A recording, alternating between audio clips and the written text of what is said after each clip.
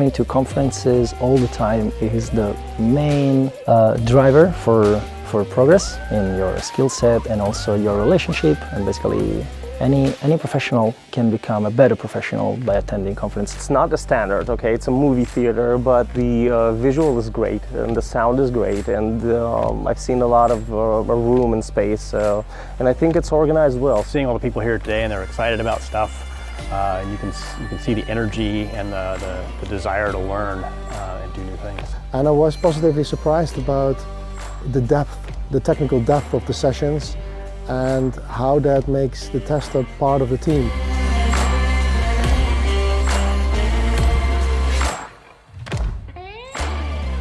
I think developers do benefit from coming to QA conferences, just the same as testers can benefit from going to dev conferences. You've got to have a broad understanding of what's going on. It's really inclusive. I would say it's super diverse. People are really, really open and friendly, and it's really organized.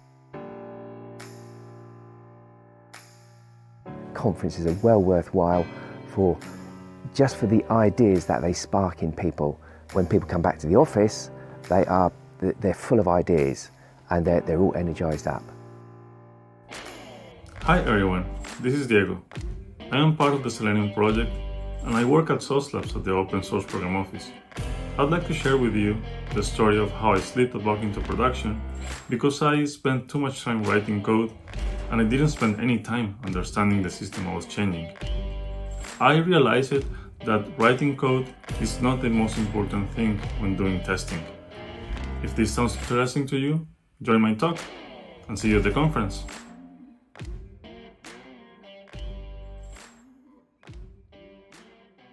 Good morning, good afternoon, depending wherever you are. I'm going to share some interesting story that I went through a part of my development process when I joined Sauce Labs. So let's get started. First of all, I would like to introduce myself. I am Diego. I am an open source enthusiast. I love testing. I really am into the Selenium WebDriver topics. I am part of the Selenium project. I am part of the technical team that drives the roadmap of the Selenium project. And right now, I am part of the open source team at Sauce Labs. If you want to reach out to me, that's my Twitter user. And if you want to check the projects I'm working on currently, then that's my GitHub user. So let's get started. As I usually do before jumping to the deep part of the talk, what I like to do is basically, I want to invite people to join the conversation and contribute to the Selenium project. So we have been working really hard to make this a better environment for people to work with, to contribute, and also to be part of the project. So if you feel like you want to give back something to Selenium, please go to this link and find all the different options that you can see there to join us and talk to us. What are we going to be covering during the next minutes in this talk? First of all, I want to share that I didn't know how to test. Afterwards, I want to tell you the story that we all make mistakes, and that's okay because we can learn from our mistakes.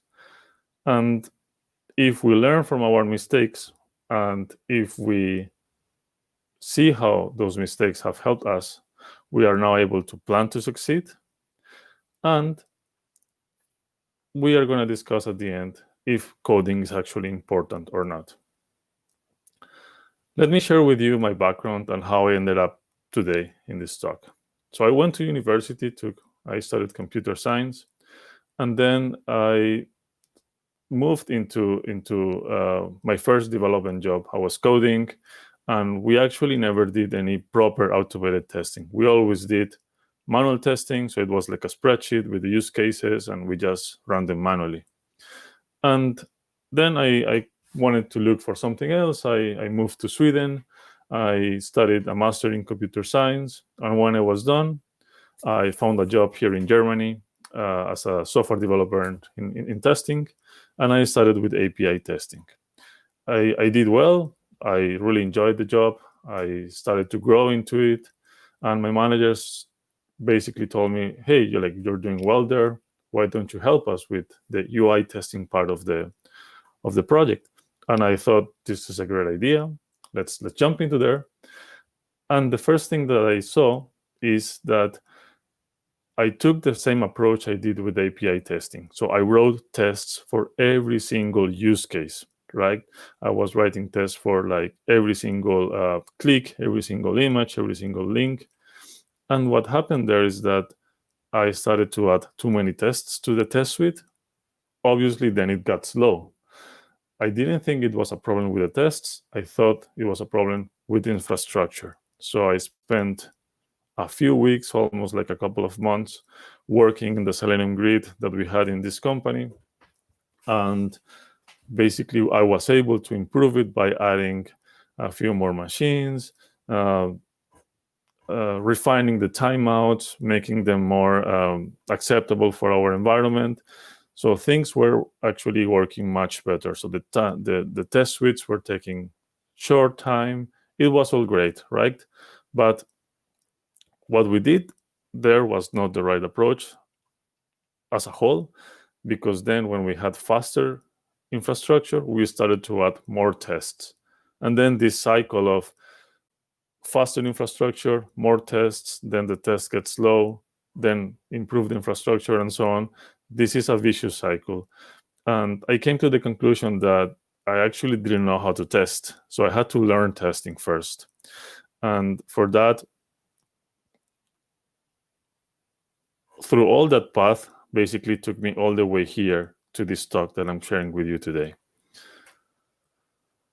So learning how to test is an interesting thing to do when you already know how to code, because people have the conception that if you know how to code, you know how to test. And I think that's not the case. I think it's really important to learn how to test. And if your approach is to learn how to code, I still believe that the most important thing is to understand how to do testing. So these are the two things I really remember when I started reading about test theories or how to approach testing. So you can Google the inquiry method for test planning, which is a really good blog post from the Google testing team, and they show how to create a test plan, how to approach things, and all this in just a blog post. I went a bit deeper, and I got the book from Janet Gregory and Lisa Crispin. It's called More Agile Testing, and it's an incredible book because it basically shows you how to approach testing for any type of project. Like if you want to think about databases or websites or APIs, it's really great. And it basically answered a lot of questions I had. So to give more context of like why this is an important talk to me is that we often look at industry experts out there, like in Twitter, creating blog posts, doing presentations, and I was looking at them like trying to get inspiration from all these folks. And I don't know how it happened, but around the end of 2018, I got into the list that Joe Colantonio builds every year, saying, "Hey, these are like the people that you have to look when you're talking about testing." So I was one of the 33 automation leaders to follow in 2019. And actually, I was just joining the Selenium project. I was working a lot. I was trying to improve testing. I was trying to learn more from testing. So right now, at that moment, I felt like, yeah, like I did it, like time to celebrate. This is the best thing that has happened to me in all my testing career. And this was like really good timing, because around that time was when I was like approaching Sauce Labs and they were approaching me to work with them. So it was like good timing to set up the conversation for like if I wanted to or if I could join Sauce Labs in some way. So I'm going to tell the story of how I went through the topic of fixing a bug and how I failed, basically. And I joined Sauce Labs, and I wanted to prove myself. I wanted to show that all the things that were mentioned in that automation list of people to follow, all my learnings in the Selenium project were like really gonna pay off. So I wanted to show my skills, my capabilities to my team right away. So I joined a team at Sauce Labs. My first team is a team called live testing. So this team focuses on enable people to do manual or live testing with remote browsers. And then I was checking the Jira backlog to see, okay, what can I take? What can I take? And what can I use for me to actually show myself that I have the skills to be in this company and in this team? So I saw this bug that Safari 11 and 12 were getting a pop-up. And the pop-up was saying remotely controlled by an automated test.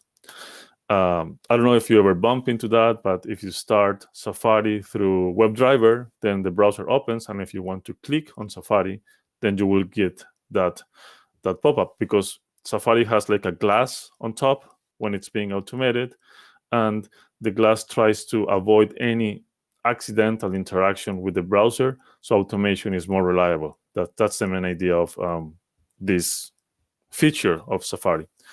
I have dealt with this before in my previous company, so I had an idea how to approach it. So I spent some time understanding, fixing the bug, and I fixed the bug, right? And on Fridays, we were having these sessions when the sprint was ending. We were having a session where we were doing a demonstration. What did you do during the sprint? How did you achieve it? And if you have a video to show what you achieved, that was the best thing, right?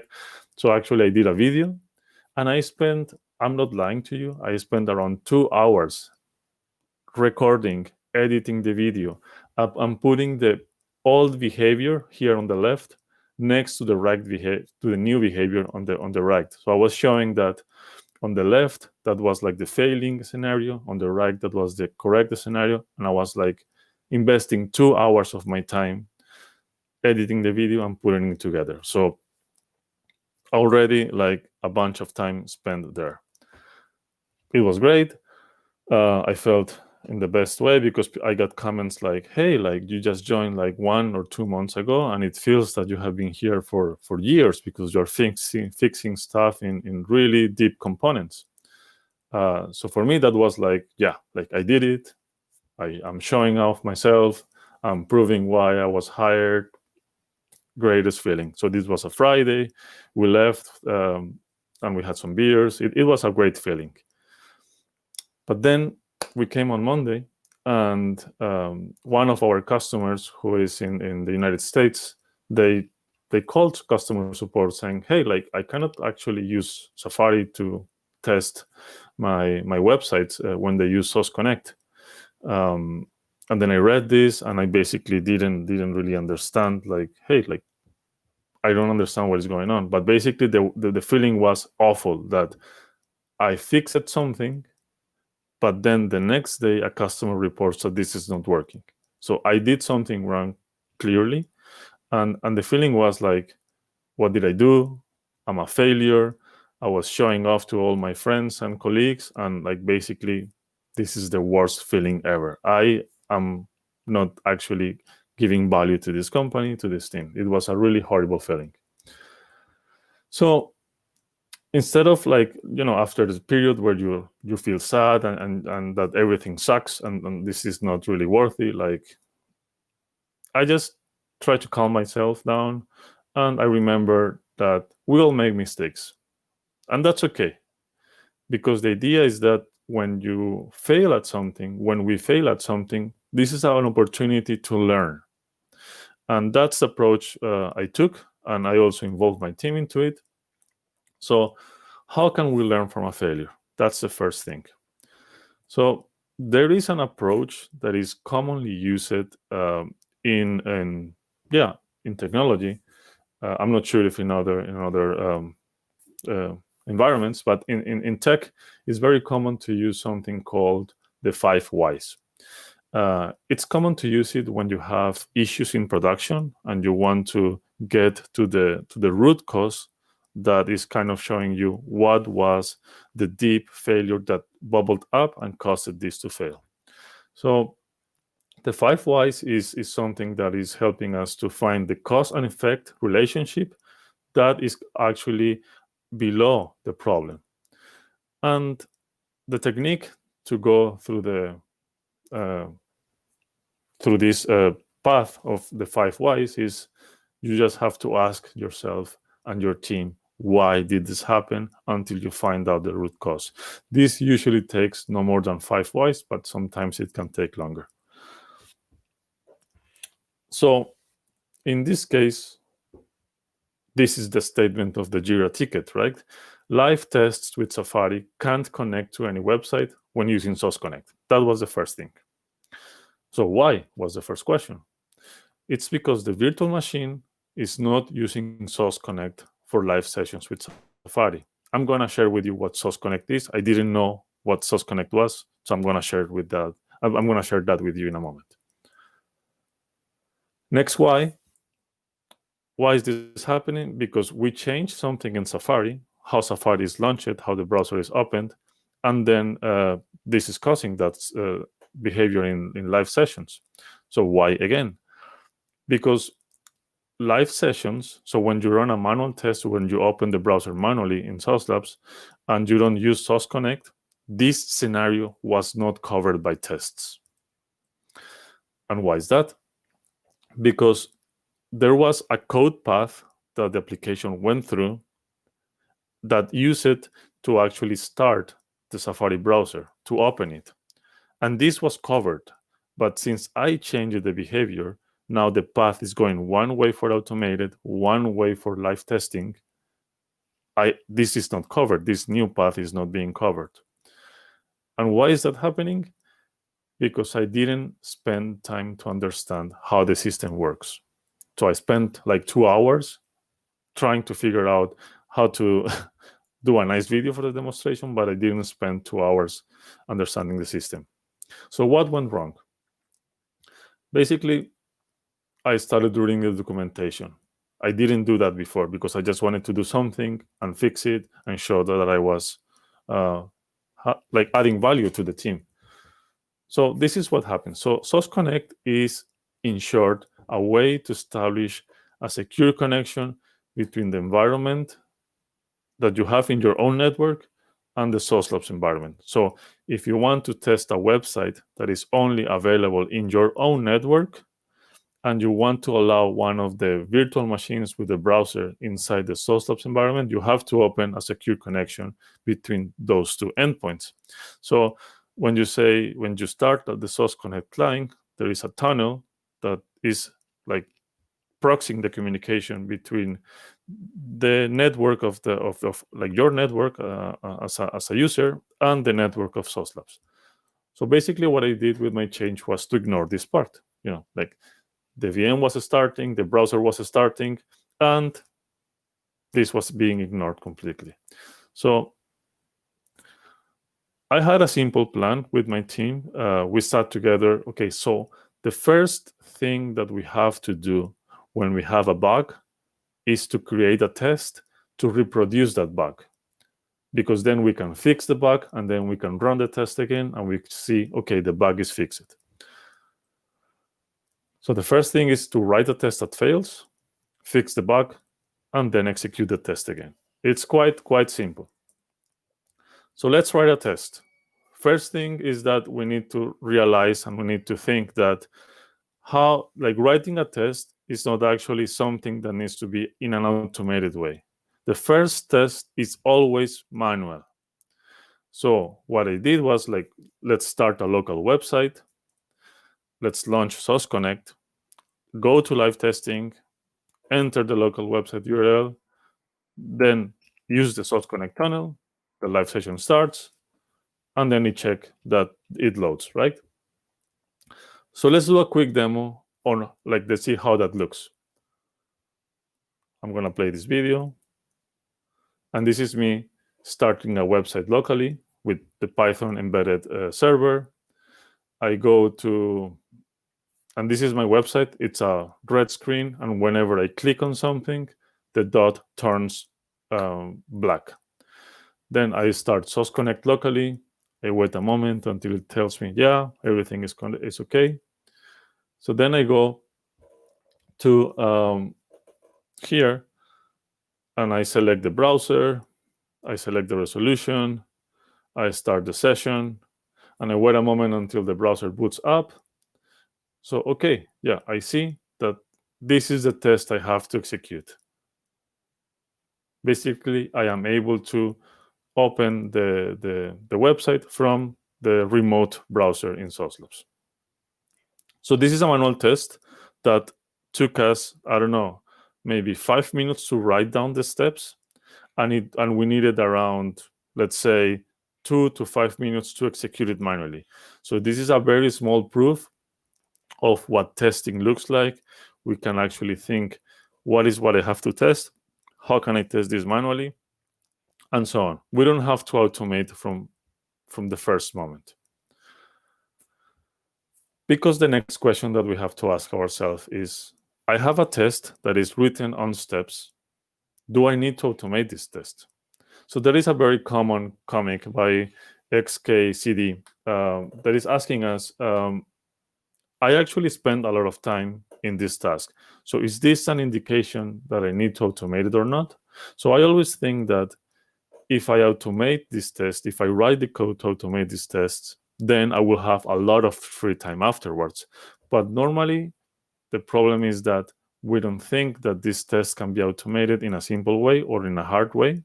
So sometimes automating a manual task requires a lot of code that is hard to maintain. So a way to understand if something should be automated or not, I like to use a few questions. The first question is, how bad is if this feature breaks? So if the feature that you're testing manually breaks, what happens? Like, will I get fired? Will we lose money? Half of our customers will go away? That's one question. Is this feature heavily used? Is this something that the customer or our end user is all the time using? Like the login feature, like adding to the basket, I don't know, clicking on your profile, starting broadcast, like features that are heavily used. Is if this is a common scenario, should we automate it or not? And is the code changing constantly? You have a feature that is stable, that it works, people use it, and the underlying code is changing constantly. How can you make sure that the feature is still working when the things below are changing? So just to go back, if any of those three questions has yes as an answer, this is an indication that no matter what the effort is, we have to automate that test, because this will save us a lot of headaches, this will save us a lot of time, and we will be safe that the main things in our application are working. So let's automate this live test session using Sauce Labs, right? So what do we need? We need, obviously, a website, which is this red background that I showed you a moment ago. We need to start the Source Connect thing, so I am able to connect two networks through the tool that Sauce Labs provides. I need to have a framework that allows me to do testing. We chose WebDriver.io in our team because it's written in JavaScript, and this enables front-end developers to also write tests, and also because it's based in the WebDriver protocol, which is a standard that is supported by all the major browser vendors. One thing that is important when we think about automating a test is this test needs to run anywhere. It should run on your laptop, on my colleague's laptop, even like anyone's laptop, and it should be able to be, like, we should be able to execute this test even in a CI system. So whenever you actually clone the repository and say execute test, it should just work out of the box.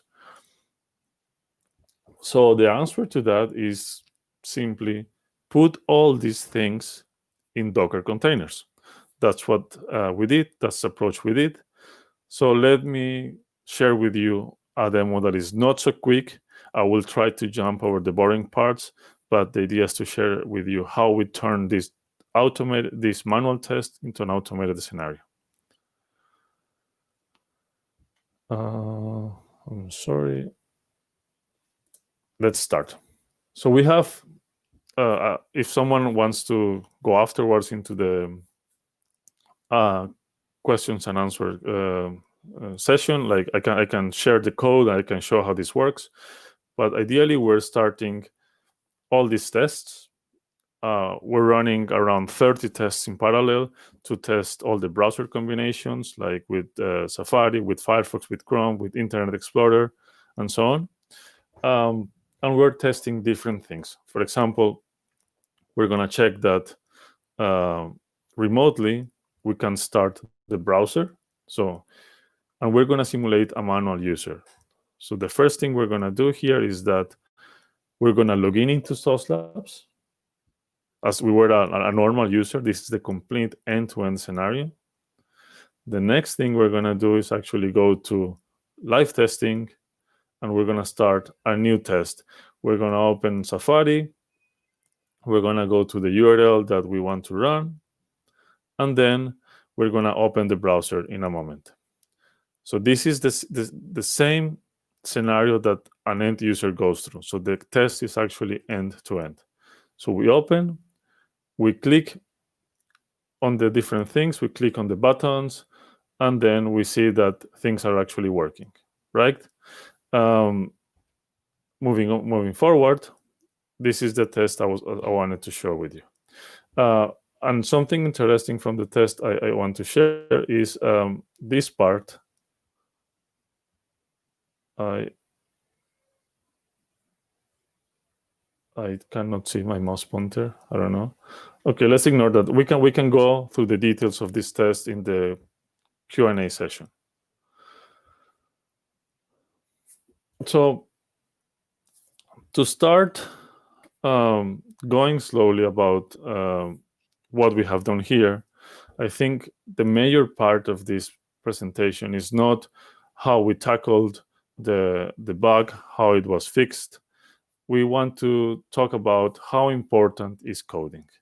And to do that, there is a very, very famous quote from John Johnson. And it basically says, first, solve the problem, then write the code. And this is what we did previously when, as a team, and please bear that in mind that I'm not talking about myself, this is a team effort. When you have a bug and it's something that is affecting the whole team, we sat as a team and said, okay, what is the strategy? What are the steps we're going to follow to solve this problem? So first, we sat down, we wrote the tests, the 5 steps in a piece of paper. Then we put them basically into a manual scenario. We did this like by following step by step. And then that was the moment where we solved the problem. And when we had a clear understanding of the problem, then that was the moment when we wrote the code. Also, there is a popular tweet from a few months ago. So let me read it to you. To be absolutely clear, the code is literally the easiest part of programming. But this doesn't mean that it's easy, right? Everything around the code is much more important. If someone tells you that it is only the code that matters, they are wishing it was true instead of saying it's true. And the meaning of this is that when you have in your head everything that is clear for you to actually start writing the code, it's really, really easy. Sometimes you bump into situations, should I use for each instead of a while, like little things about the implementation. But when you have clear what the problem is and how to solve it, the rest comes quite easy. So the main message here is to learn from failures and enjoy the journey. Because normally, it happens a lot in our career that we want to do something and we fail, and we don't understand why we failed, and we just try again. So the important thing here is to basically see why we failed, try to ask ourselves 5 times why, try to figure out what went wrong, and then we can basically understand, okay, this is why I failed, this is a way to move forward, and when we move forward, we have the opportunity to keep trying, because we know that failure is a part of the journey, right? This is not something that I really dislike when people talk about get to the top, get to the like climb to the top, make it to the top. This is never true, because it's not like you make it to the top and that's it. No, you make it to the top and you have to continue, right? So it's more about the journey where you find yourself ways to understand how things are going to be working for you in the future. So this means if you fail, you understand why you fail and you move forward. And the next time you fail, you are now building all this knowledge on identify, okay, now I failed, this is why I failed, this is how I can move forward. So you are building yourself a pattern on how things can be good for you to move forward. And in the end, enjoy it, right? Because maybe the next time you do something, it won't work as you expect, but then you will identify things that you can do to improve that. And when you do that, you see the next time, oh, like this is where I failed and now I'm doing it correctly. So this is a way to enjoy the journey. So this is basically it from me. I wanted to share, thank you with everyone that for taking the time. I know I'm like very early, but I normally try in like the 2 times I did this presentation before, I took a lot of time doing the demonstration, and people had a lot of questions about different things that were not actually the demonstrations. So I wanted to leave more than the 5 minutes that we have for the questions. So I'm going to stick around. I'm going to join the Zoom link early, and then I just want to thank you all for being here.